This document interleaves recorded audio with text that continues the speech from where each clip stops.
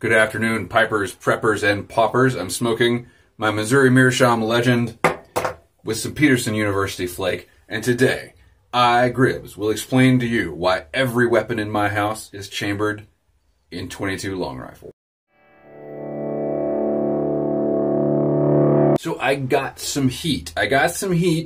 From my Ask Gribbs session last Sunday. Derek Tant asked me to recommend an affordable handgun for home defense, which I did. I said, get a Glock 19 or Glock 17 or some sort of Glock, get one of those things. And I recommended all this, and man, did that video get some comments. And it reminded me of several things. Number one, it reminded me why I don't like talking about guns. Number two, it reminded me separately for a different reason why I don't like talking about politics, because Derek also asked a question about the 2020 election, and I got into that. Whatever. I don't like talking about this stuff. And the reason is it causes arguments, right? We argue about nothing that's actually real. And I'm going to go on to explain that. But first, let me drop some cred on you, okay? I know my way around firearms, right? I was, and I think still am, a gun guy. And that culminated in my mid-20s.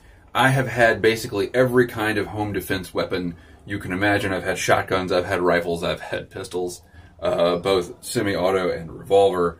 I've had baseball bats, whatever. I have accepted all of these strategies as legitimate at some point or another. And to top it all off, I even used to be, before I started to get the heat, even more heat, I even used to be a bona fide card-carrying NRA member. And in fact, I still have my National Rifle Association shot glass, because nothing mixes like guns and alcohol. But at some point, I realized that we're talking about life and death decisions here, and I did not necessarily need to make my life and death decisions based on advice from Ted Nugent. Nor, on the other side of the coin, do I have to take the advice of someone like, I don't know, Joe Biden. Yeah, you just step out on the balcony and fire a couple of rounds up in the air and they'll run up. Joe, I don't even have a balcony. Nor do I have the double-barrel shotgun that he was recommending. I used to have a double-barrel shotgun. It was a family heirloom. I would not want to shoot someone with it, because then I'd have to give it to the cops as evidence. More importantly, I wouldn't want to shoot someone with a double-barrel shotgun because I wouldn't want to shoot someone. I don't understand why we all talk about this as if it's a situation that's definitely going to happen, and that we're definitely going to survive, and then we're just going to pick up and move along afterwards, right? Somebody's going to come in our house, we're going to kill the hell out of them, and then life is going to be great. Life is going to be perfect after that. That's not how these scenarios work out in real life. So before we go down the road of arguing about whose caliber is best, let's point out here that we're arguing such a hypothetical. And I'm talking to Americans mostly, but anyone in the first world, anyone that's sitting around watching YouTube, you're probably not like a Somali pirate on your inflatable kiddie pool waiting to take over a freaking oil tanker, with your AK-47. This probably doesn't apply to you, is what I'm saying. You're probably not a person who will get killed violently by the time you're 25 years old. So the point that I'm trying to make here is, before we start arguing these hypotheticals, let's look at how likely you are to survive a deadly force situation. Well, first, before you can survive one, you have to be involved in one. And deadly force situations are very, very rare. And unfortunately, they happen mostly to the least among us, right? The people who are unfortunate or misfortuned, however you want to say, the people that aren't whiteys living in suburbia, like me, and like all you guys that are watching my video, right?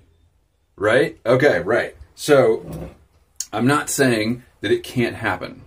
I'm saying it doesn't happen. I'm saying that there has not, in the past 25 years, because that's when I could find statistics, in my neighborhood, there hasn't been a single violent crime. Not to say it couldn't happen. It could happen right now. But when you look at a bell curve, me personally, I'm already on the far right end of that bell curve for my likelihood of surviving a deadly force encounter because I'll probably never be in one. Add to that, all you guys watching me, right, you're all dudes too. So move yourself a little farther to the right, because dudes are typically less likely to be targets of violent crime than women. If you're not a gang member or a drug dealer, keep moving yourself farther to the right. You're probably like up there in the, you're in the like 97th, 98th percentile here. So then you factor in things like income, education, all that kind of stuff that determines whether or not you're going to be on the end of a gun, the wrong end of a gun. And you get down to a situation where you're more likely to get killed in an accidental shooting at the range, or hit by lightning, or killed in a car crash on the way to the range, than you are to use your gun and live through a deadly force encounter.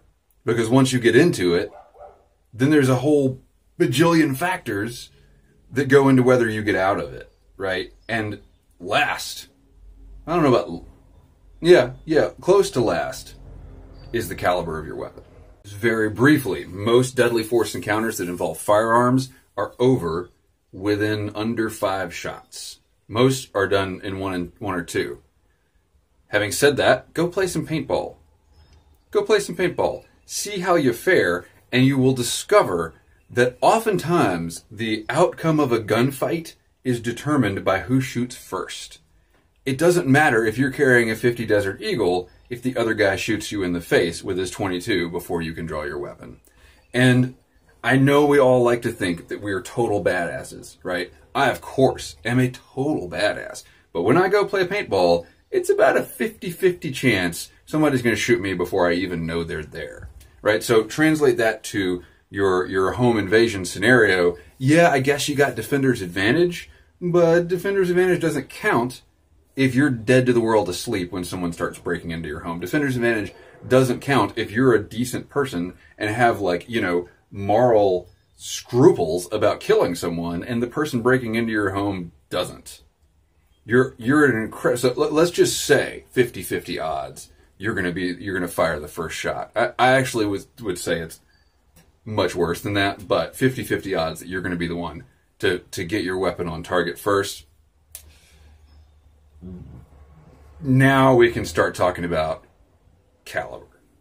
Gribs, if you're going to have a gun, why not have a big gun? And that's a good point. That's a good point. And if you have a big gun, that's good for you. I'm happy for you. I'm not telling you not to. And in fact, when I recommended the gun to Derek, I recommended a 9mm, right? And I would probably recommend a 40 over a 45, but that's just personal preference. And the reason being, right? So you've done all this stuff to get yourself to the 99.999 percentile, and now you've added a bigger caliber as opposed to what I'm going to say is a .22, as opposed to that. Well, now you're at the 99.9993 percentile of this bell curve that we're on. So is it worth the extra effort and expense to get a bigger gun?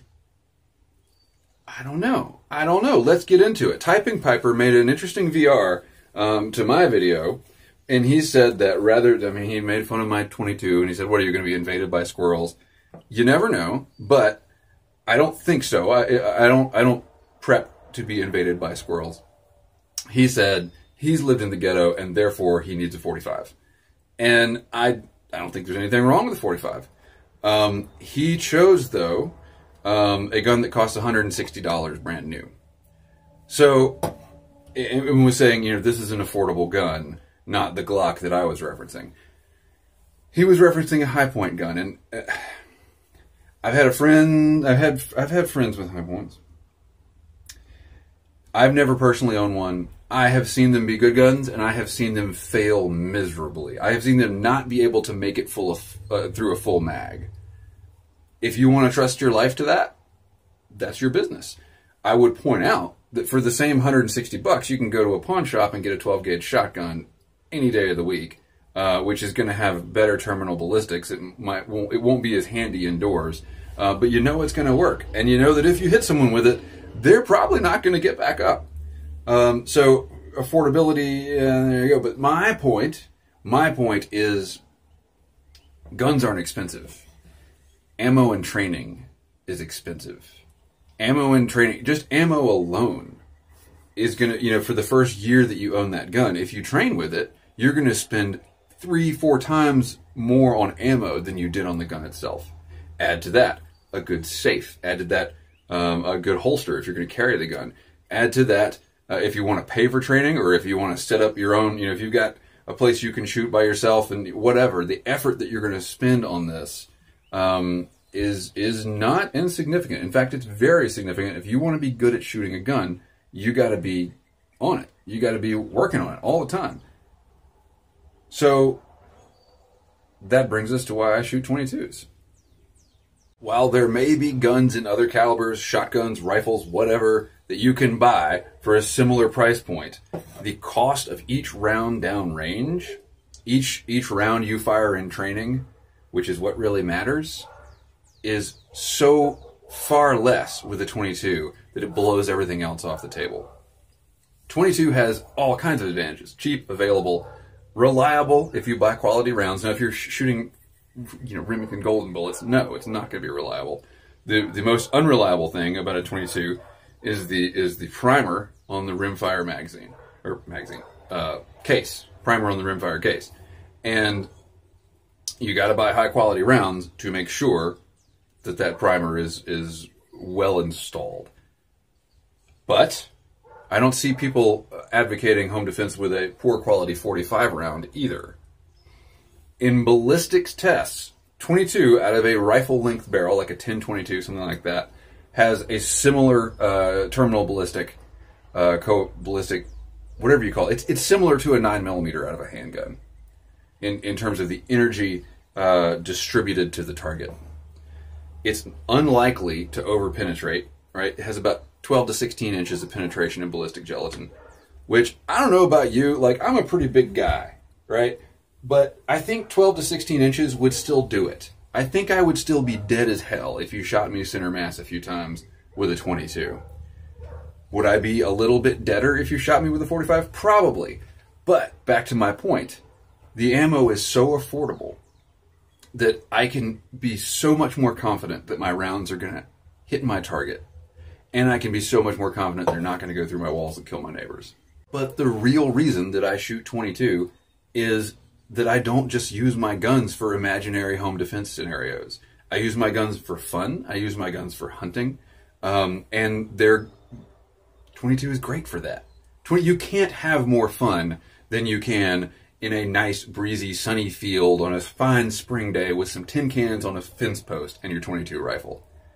I think 22, really, really fine 22 marksmanship is at least as difficult as long-range marksmanship with a bigger caliber.